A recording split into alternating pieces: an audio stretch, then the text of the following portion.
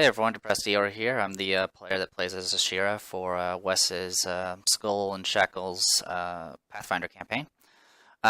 So for this particular session, I was going to go ahead and just do a summary video. I did record everything, but there wasn't really much to go off of, and editing it together probably would just make it all incoherent. And Wes himself, the DM, pretty much said, go ahead and just make a summary video for it. So this video is just going to be a quick summary. Well, maybe not quick, but a summary of what's been going on, and then I might do a second video that kind of just goes over what Ashira has been up to, as well as kind of my general thoughts about the party and the campaign itself. So let's jump right into this. So let's just do a quick recap of exactly what the entire overall plot has been for Skull and Shackles. The party was originally forced into service of a pirate ship, and from there we were doing our jobs and all that fun stuff, and some characters were trying to get our plotting to get some of us killed. Then we fought a ship battle, or we did a boarding action rather, and we took over a ship, and Captain Harrigan passed that on to Plug Plug, who became the new captain for the Man's Promise, which then we were assigned to, or the party was. The idea was Harrigan wanted Plug to go and sell the ship. The ship is worth about 10,000 gold market price, so it would be worth about 5,000 gold if you sell it at 50%, which would be about 5 points of plunder, which will be. This session was a lot about getting into the actual open world mechanics and the plunder and infamy system, so I'll be kind of referring to things like plunder in the future. But anyway, but instead, Plug actually wanted to go to a place called Rickety Squibs, and his intention was to squib the boat, in which case it would be essentially like a chop shop for boats, and he was going to pretty much make the ship his. He'll rename it, it'll be registered to him, and he'll essentially become a free captain, which would he'll start doing his own ambitious plans or whatever. Unfortunately, he tried to get us killed, the party killed, when we got back from the island. When we got a little bit shipwrecked, we essentially started the mutiny at that point because we didn't exactly have a choice at that point, and we killed Plug and Scourge and his cronies, and that's kind of where we left off. So, the next session literally left off right then and there, kind of cleaned up the boat or whatever, but we also, over the break, over Facebook and stuff, we kind of got some information about what loot we got from the ship itself. There was a little bit of discussion about splitting the loot. Cahoon wanted to give a lot of portions to the NPCs, probably because he's terrified of being mutinied himself. Because he's essentially, as far as when we started this campaign, the idea was Chris's character Cahoon to be the captain. So he was pretty paranoid about people mutiny against him because he didn't pay them. Of course, there was really no reason to pay the other crew members because literally everything we did was the party's work. With the exception, of course, Slippery Sill and Sandara. Anyway, so there was, we had some discussions about that. I kind of reminded him that he kind of pissed off all the healers, though he apparently didn't believe he did, which is, I have really no words about it. I've kind of pretty much made my thoughts about that clear on those particular videos when I put the captions up. But anyway, so we did a little bit of loot splitting, not very much. Essentially, he split all the raw cash to everybody. He took a ring of protection. He also took Plug's sword, which was a fancy +1. I think it's a scimitar or something like that, or cutlass or something like that. That has a special ability to do some sort of hydro pump ability that can push people back, though it's pretty pathetic and no one really uses it for that.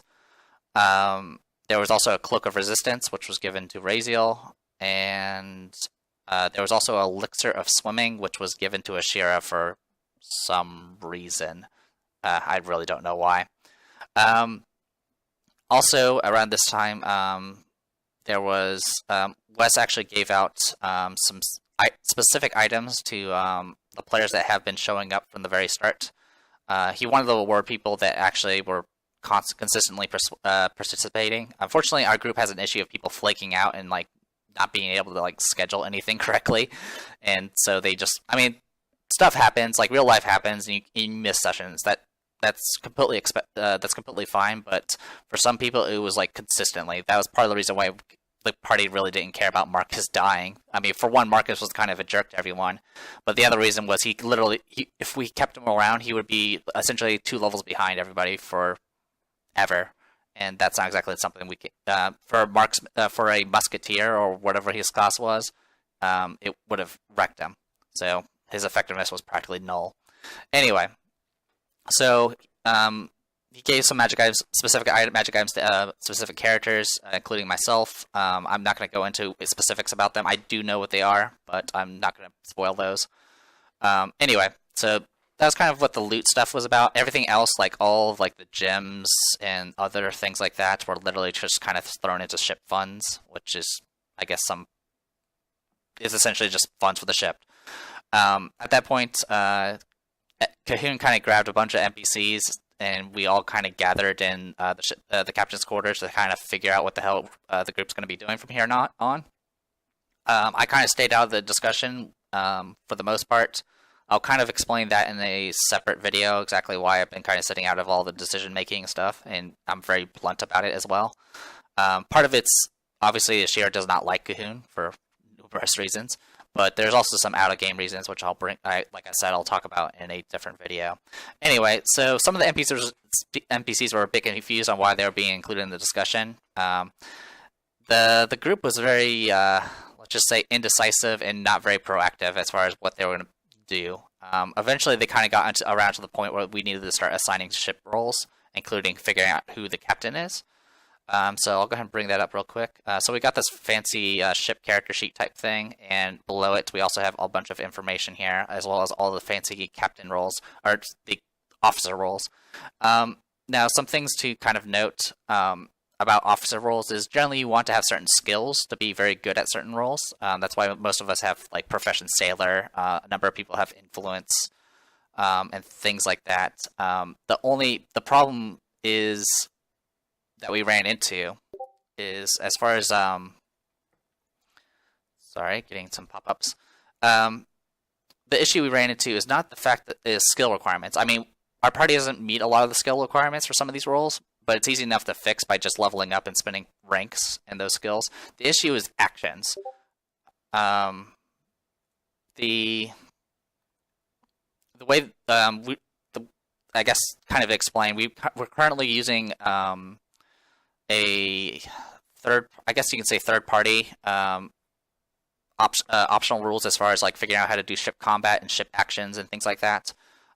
It's a little bit more complicated, but it's definitely a little bit more engaging, because generally ship combat is essentially just the captain controlling everything, which is very boring because the rest of the party just doesn't do anything. So the way it works is generally a lot of these officer roles have actions. They have special actions they can do, and that can influence things like combat and boarding actions and things like that. The problem is, of course, characters only have 1 action per round, and so even if I have the skills to be literally all these roles, Ashira would only be able to essentially work 1 job at a time. As far as some of those, now some of these roles you don't really need during combat. Some are specifically out of combat stuff, like cook and quartermaster. But it's still an issue where you're essentially using you still have like your out of game ship action, which you're still capped at something. You can only do 1 thing at a time, essentially.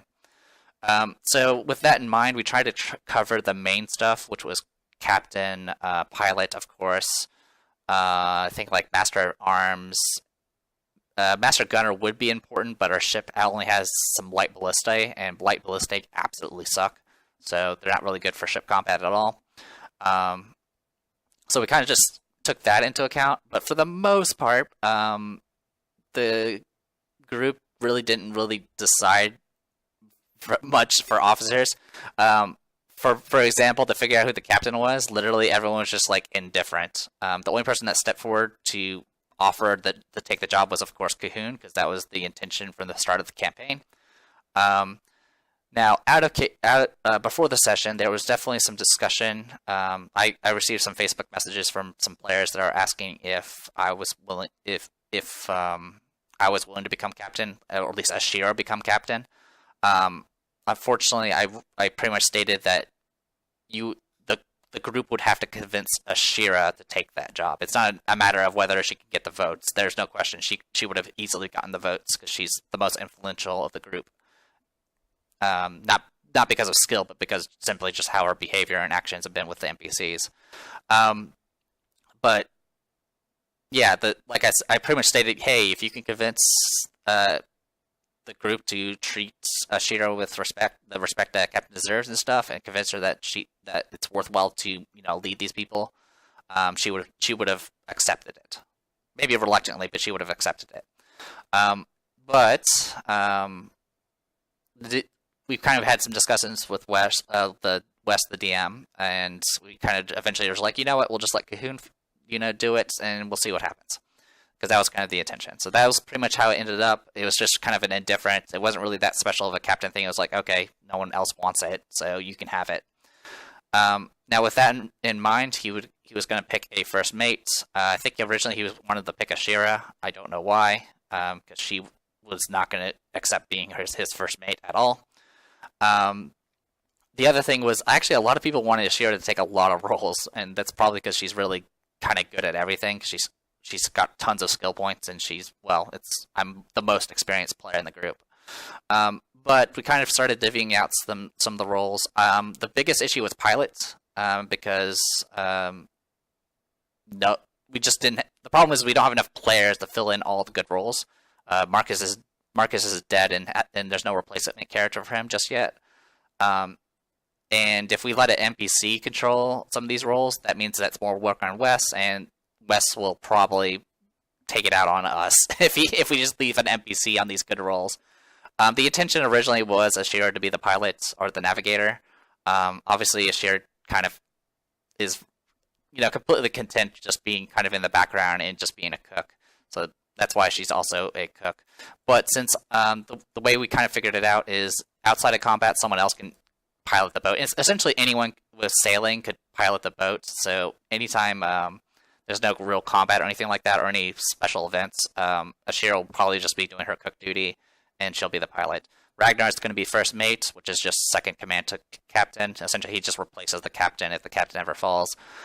He's also the bosun and the master of arms. Raziel is the carpenter and the quartermaster.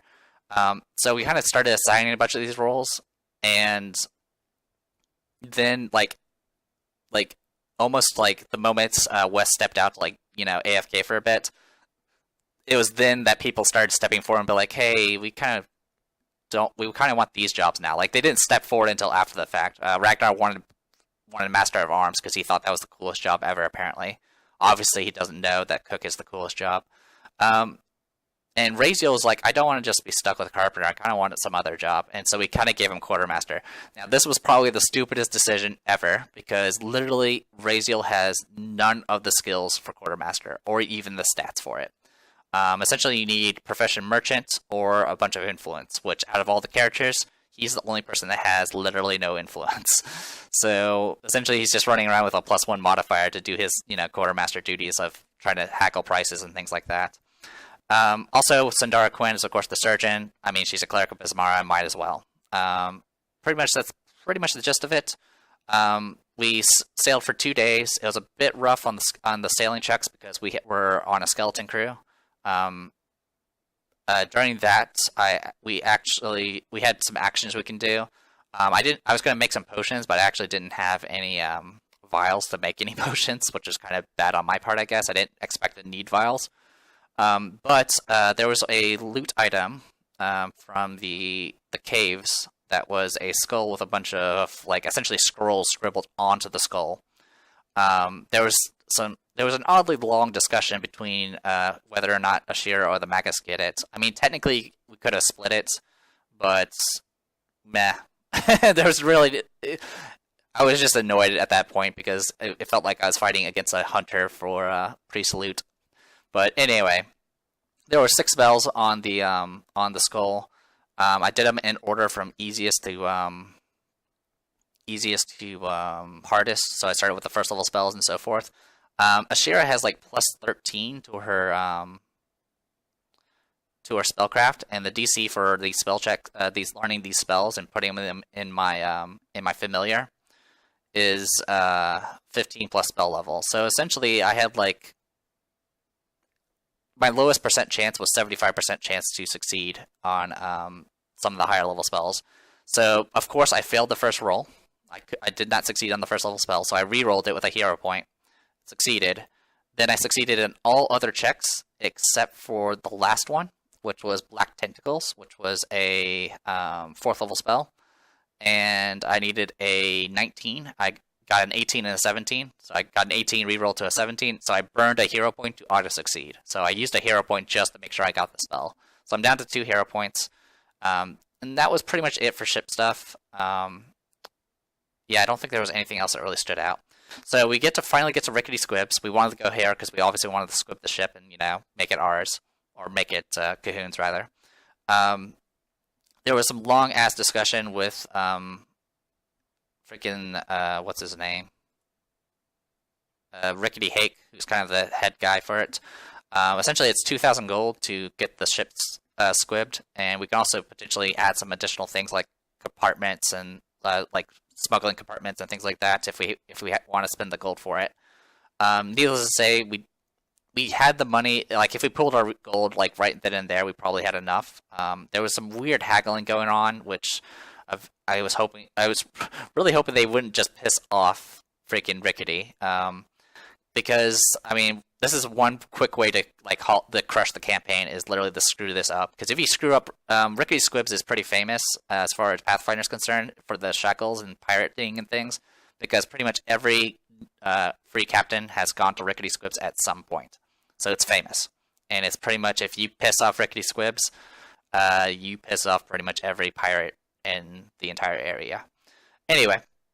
So the agreement was pay 1,000 up front, and then 1,000 when the job is done. So we immediately get into town, and we all start taking actions, essentially town actions at this point. During all this, there was a lot of discussion or explanation about the rules of like what stuff we can do, because at this point we are now in book 2 of the plot of the entire campaign, and at this point it is open world. Like once we finish the squibbing stuff, Cahoon can send this boat wherever the hell he wants, and we go from there. Which is probably going to be pretty overwhelming, because I don't think these players have ever really done an open world type thing before. So it'll be pretty interesting. Anyway, so as far as actions are concerned, Raziel was the quartermaster, so he was the one that was sent to sell stuff. Of course, he rolled natural ones on both on his influence check and his reroll, and so he burned a hero point just to ensure that he could sell the what's it called? I can't remember what it's called. Oh, the plunder. We actually had 2 plunder, and there's actually mechanics around selling plunder at certain places. For some reason, there was a weird discussion about like holding on to some plunder, but that's not really how it works. Anyone that's played any of like the freaking New Horizon game or whatever it's called for the SNES, where you play as like a ship captain or a pirate. Essentially, what you're supposed to do is you want to get you want to fill up your boat and then sell everything. It doesn't really matter if it's a good place to sell it or not, as long as you get stuff out of it. You just want to empty your hold so you can get as much money as possible. So once that was kind of reiterated multiple times, we finally sold everything. This place you can only get about like 300 gold per plunder instead of 1,000, but it's better than nothing. Actually, I think he upped it up to like 600 or something like that. He got some pretty good. He got the maximum because he burned a hero point. Anyway, so he did that. I don't remember what Cahoon did. Oh, Cahoon recruited. He spent his action recruiting. Something else about ship rolls: only certain ship rolls can actually do recruiting, and since there's a lot of overlap with certain characters, there's actually with Cahoon can recruit, and Ragnar can recruit, and that's it. And Ragnar was spending his action. He spent his action trying to increase our notoriety by essentially telling stories about how awesome we are. He failed his check, of course. Cahoon managed to get 5 crew members, which essentially got us out of a skeleton crew. We now have a full crew and a spare passenger. And then for Ashira's action, she went shopping. She pretty much just went and started getting things that she wanted, as well as just general stuff that the party's just lacking for some reason, like rope and plus grappling hook, which I don't know why the party didn't have that. I also bought a hooded lantern. I bought a chest with a lock for myself, and then some general stuff that, like just fluff, essentially, like soap and stuff to keep clean. So that was pretty much the first day. At that point, we kind of were like, we paid the money, the ship was squibbed, that's why it's all the way up here. And until the ship is ready, which will take about 7 days, we're going to be just hanging out in rickety squibs. Wes, it's going to take 7 days, but Wes was going to give us 2 days of downtime before the next quote-unquote event happens. So people have been taking actions as well. I'll just go ahead and quickly summarize those actions. Cahoon decided to do what Ragnar did and try to increase their notoriety or whatever, or their influence, or I keep forgetting what the term is called. Infamy and disrepute. He succeeded the first time, so we went up from 2 to a 3, and then he failed the second time.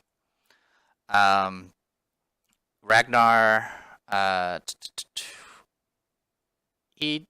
one thing that Ragnar did at the end of the last session was he actually approached Shira and pretty much said, I mean, he already kind of told me out of game he was going to do this. Mainly, there's one thing that Dwayne does is he generally wants to, he understands you should keep your healers happy. I mean, he's played World of Warcraft. Generally, you want to keep your supports and healers happy if you want to ensure the party survives, or at least keep yourself surviving. So he kind of was like, yeah, I kind of want to just give this as like a thanks. And I mean, it's not unwarranted. Warranted. Shira's been doing quite a bit, which I'll talk a bit more about in another video. But he pretty much just like, hey, thanks for backing me up against Scourge, because he got disarmed. He managed to hit Scourge once with a crit, and then he got disarmed, and then that's when Shira finished him off with her own crit that she maximized. And so he was like, here, he pretty much gave the amulet of natural armor that he had and gave it to Ashira. Ashira accepted it and pretty much just informed him that she can brew potions and feel free to come by and, take advantage of those services. So for the most part, they're good. I mean, Ragnar specifically wanted like friendship, but Ashira's not exactly someone that makes friends because, high elves, and she's kind of been a loner. But yeah, so Ashira now has the amulet of natural armor. One thing that Ragnar also tried to do is he has a short sword +1 that he's had since the boarding action with where he backed up Captain Harrigan. It was like a gift from Captain Harrigan, and he had no use for it because all of his special abilities revolve around using rapiers. So he never used it. He also never gave it to Cahoon, which Cahoon could have used. But he offered it to Cahoon to be like, hey, you can sell this. But Cahoon just was like angry at Ragnar. He was just like, what the hell? I don't need this. And Ragnar's like, fine, I'll just hold on to it. Like literally, it was like it's a short sword +1, which is like 2,300 gold. So if you sell it at even like 50%, that's enough to pay for half the squibbing. So, but he's just gonna hold on to it for now. Anyway, so that's what Ragnar did. Now, some other things that kind of happened. Raziel tried to do some shopping for scrolls, but the place only had some specific magic items, and I think they're listed, in fact. Yeah, they're right here. Mostly it's just +1 stuff. There's a Circle of Persuasion, but that's super expensive. And then there was the Wand of Cure Light Wounds. I ended up showing kind of some interest in the Wand of Cure Light Wounds, though I didn't exactly want to spend my money for an item that's just designed to support the rest of the party at this point. Ragnar went ahead and forked over 100 gold to help pay for the price, and so I paid for the rest of it and just got the Wand of Cure Light Wounds. I mean, so now we have a little bit extra healing. It's not something that's really good for combat, but it's good for out of battle healing. And the other things I did that were done is Ashira went ahead and gave the elixir of swimming to Slippery Sill as a gift. And besides that, there was some general shopping. Ashira kind of did some shop. Some of the party members gave her money just to shop for them, wasn't really that big of a deal. I bought a bunch of vials to make sure I can make potions. I did mention I could make potions to the party. Raziel offered to make scrolls for Ashira, but he didn't know the spell that she was looking for. Ashira did try to see if there was any like hags or witch covens to make deals with, but there aren't any in Rickety Squibs at all, at least nowhere nearby, which I was fine with. And I think that is it. Oh, one more thing is Ashira went ahead. There wasn't really much. There's not really anything too fancy in Rickety Squibs. It's just a little village for the most part.